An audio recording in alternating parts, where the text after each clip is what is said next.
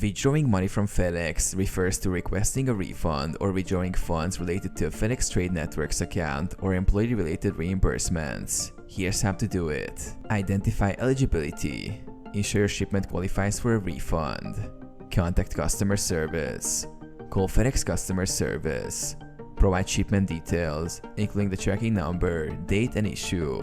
Submit a refund request. Go to the FedEx website. Navigate to the File a Claim section. Fill out the required form with details of your shipment and the reason for the refund.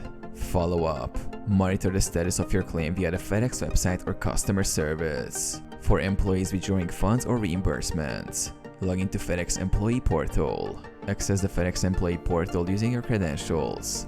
Navigate to Reimbursements.